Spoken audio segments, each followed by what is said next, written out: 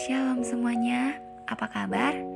Nah, semoga pada hari ini sukacita ada dalam kehidupan kita. Nah, semoga kita dalam keadaan sehat semuanya. Nah, jadi pada saat ini kita akan mempelajari tentang hidup menurut kehendak Allah.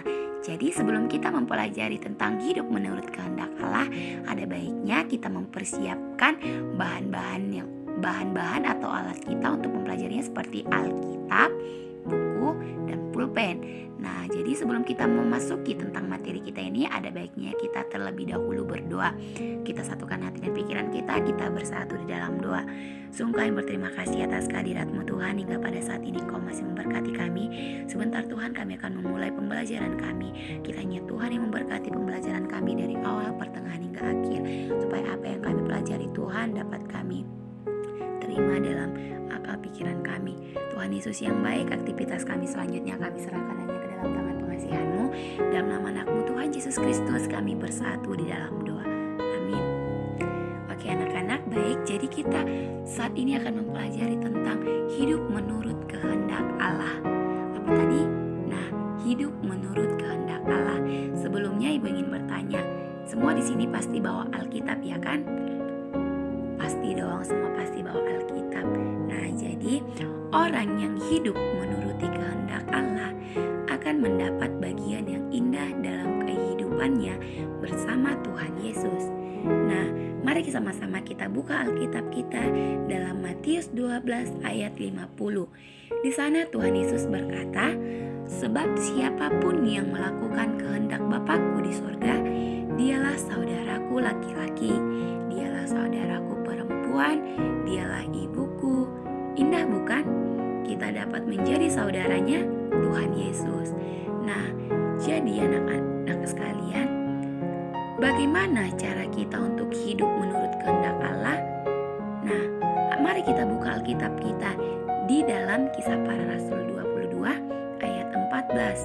Nah, di sana dikatakan, "Allah nenek moyang kita telah menetapkan engkau untuk mengetahui kehendaknya, supaya melihat yang benar dan untuk mendengar suara yang keluar dari mulutnya."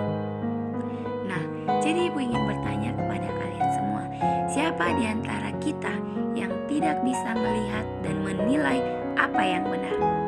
Ayo, siapa yang tidak bisa? Nah, pasti semuanya bisa kan? Iyalah, anak-anak Ibu kan pintar, pasti semuanya bisa melihat dan menilai apa yang benar, kecuali orang itu tidak waras. Nah, emang di sini ada orang yang tidak waras? Tentu tidak. Mana mungkin orang yang waras bisa melihat atau menilai orang yang benar kan, sedangkan dia sendiri saja tidak waras. Nah, Ibu ingin bertanya lagi, siapa di antara kita yang tidak dapat mendengarkan firman Tuhan? Adakah di antara kita yang tidak bisa mendengarkan firman Tuhan? Pasti tidak. Semua dapat, bahkan orang tuli sekalipun dapat mendengarnya melalui panca inderanya. Benar atau benar? Benarlah. Oke, jadi anak-anak, bagi setiap orang yang hidup menurut kehendak Allah, maka janji Allah sudah tersedia baginya. Ayo kita buka dalam kitab 1 Yohanes 2 ayat 17. Kita sama-sama membacakannya. 1 Yohanes 2 ayat 17. Dikatakan, "Dan dunia ini sedang lenyap dengan keinginannya, tetapi orang yang melakukan kehendak Allah tetap hidup selama-lamanya." Nah, jadi dikatakan dalam kitab ini, siapa yang melakukan kehendak Allah akan tetap hidup selama-lamanya. Nah, pasti sudah jelas bagaimana kita hidup menurut kehendak Tuhan. Namun, kita juga harus menyadari bahwa ada proses yang harus kita lalui. Untuk itulah kita akan belajar dari pembacaan kita kali ini. Kita sama-sama buka di Kejadian 24 ayat 1 sampai 4 dan di Kejadian 10 ayat 14. Di Kejadian 1 ayat 10 sampai 14. Nah, jadi anak-anak sekalian, Jadi perikop ini memuat kisah mengenai Abraham. Siapa? Abraham. Nah, perikop ini memuat kisah mengenai Abraham, hambanya Eliezer, untuk mencarikan istri yang dikehendaki Tuhan bagi anaknya Ishak. Nah, langkah pertama untuk mengenal kehendak Tuhan adalah kenali dulu apa yang tidak Ia kehendaki. Jadi, dalam segala sesuatu yang mau kita lakukan atau yang mau kita kenali, apa yang tidak dikehendaki oleh Tuhan.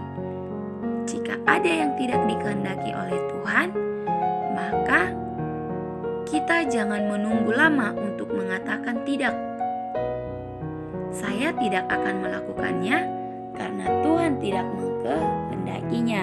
Jadi anak-anak sekalian, jika kalian tidak ingin sesuatu, maka kalian harus mengatakan tidak, saya tidak mau karena Tuhan tidak mengkehendakinya. Nah, jadi misalnya seperti ini. Jika kalian disuruh misalnya pas hari Minggu gitu kan, disuruh oleh teman, kita nggak usah beribadah. Nah, kalian harus menjawab tidak, saya tidak mau, Tuhan tidak menyukainya, Tuhan tidak mengkehendakinya. Kita harus beribadah untuk memuji dan memuliakan nama Tuhan. Nah, jadi anak-anak sekalian, sudah jelas di sini dikatakan bahwa hidup menurut kehendak Tuhan harus dimulai dengan mengenal apa yang tidak dikehendaki dan apa yang dikehendaki Tuhan. Dalam proses itu kita menggunakan pikiran dan topangan doa. Karena dengan melalui doa, kita dapat berkomunikasi dengan Tuhan setiap saat. Apa yang ada di hati kita dapat kita sampaikan kepada Tuhan melalui doa-doa kita. Karena iman memang membutuhkan pikiran, dan tentu saja yang sangat penting adalah doa. Baiklah, sekian materi kita pada hari ini tentang hidup menurut kehendak Allah. Dan untuk itu kita akan berjumpa di minggu depan untuk melanjutkan materi berikutnya. Dan sebelum kita menutup pembelajaran kita ini, Ibu akan memberikan kepada kalian tugas rumah, baik itu kelompok maupun pribadi. Dan untuk materi kita yang tadi, Ibu harap kalian mau membuat catatan kalian, karena nanti di akhir pertemuan kita pada semester ini Ibu akan mengumpul semua catatan kalian. Jadi untuk itu kalian bisa memilih kelompok kalian atau bisa Ibu sendiri memilihkan. Tapi lebih baik jika kalian memilih kelompok kalian sendiri, dan satu kelompok terdiri dari 3 orang.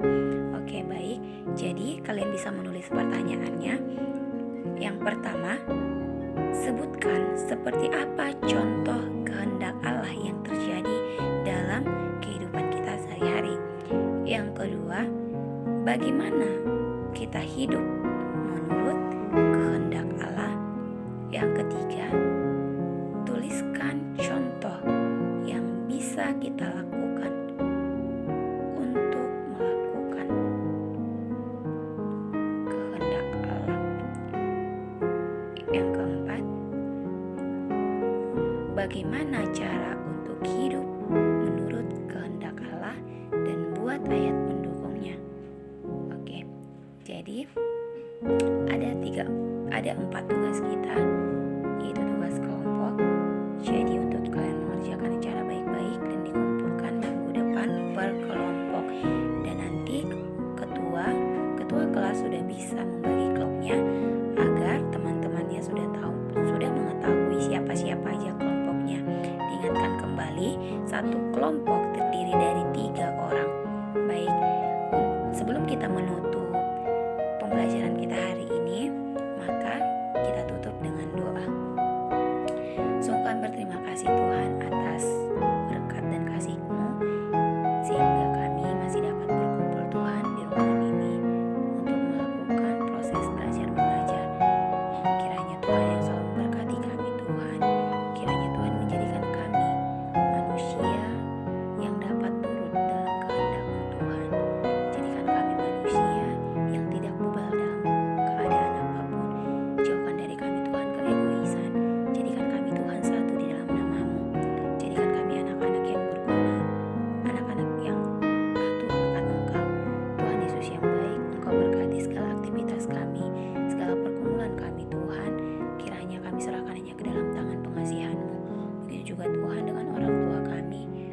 titipkan Tuhan mereka hanya di dalam tangan pengasihan-Mu. Engkau berkati juga Tuhan studi kami Tuhan. Kiranya semua Tuhan yang kami pelajari dapat kami terapkan Tuhan. Tuhan Yesus yang baik, banyak dosa yang kami perbuat selama ini, kiranya Engkau yang menghapuskannya. Dalam nama anak-Mu Tuhan Yesus Kristus kami bersatu di dalam doa. Amin. Kita akhiri pertemuan kita sampai sini. Sampai bertemu di minggu depan. Shalom.